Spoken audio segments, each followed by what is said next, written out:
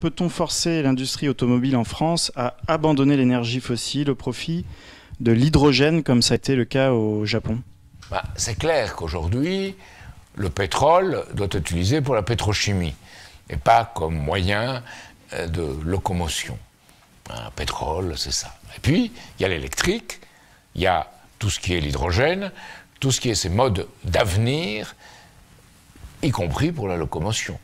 Avec, pour l'espace, la fusion thermonucléaire contrôlée. Donc, ce sont des modes de production d'énergie qui ne sont pas polluants. Rien n'est absolument zéro polluant, mais ce qui est le plus près du zéro polluant. Donc, voilà l'univers qu'il faut développer. La fusion thermonucléaire étant associée à l'hydrogène. J'ai parlé de ça dans le... à Belfort, parmi ceux qui s'occupent de l'hydrogène. Il y a un pôle à Belfort très intéressant, il y a aussi à Dole des choses très intéressantes qui sont faites sur l'hydrogène, et ces gens-là m'ont dit, c'est vrai, avec l'énergie de la fusion thermonucléaire contrôlée, meilleur marché, on pourra beaucoup plus facilement faire un certain nombre de choses, entre autres l'osmose inverse, pour faire que l'eau de mer devienne de l'eau douce et pouvoir irriguer en partie les déserts. Alors nous avons aussi un ami qui, par radar, repère au fond de la Terre, à des profondeurs qui ne sont pas très grandes, c'est entre 20 et 80 mètres, repère les ressources en eau. Il y en a d'immenses.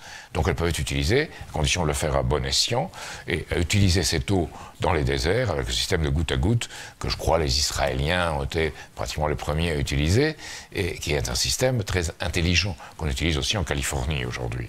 Donc il faut aller dans ce sens-là. Et c'est là qu'il y a un principe de découverte dans lequel s'inscrira la voiture à hydrogène. Parce que dans la voiture à hydrogène, les Allemands font des choses. Ils ont prévu 250 centres d'approvisionnement d'hydrogène pour voitures. Il faut beaucoup, 750 bars. C'est élevé. Et en même temps, ils ont prévu la production des voitures à hydrogène.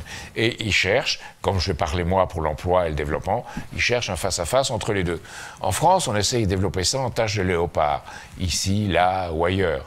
Je pense une approche utile, mais moins efficace que celle des Allemands.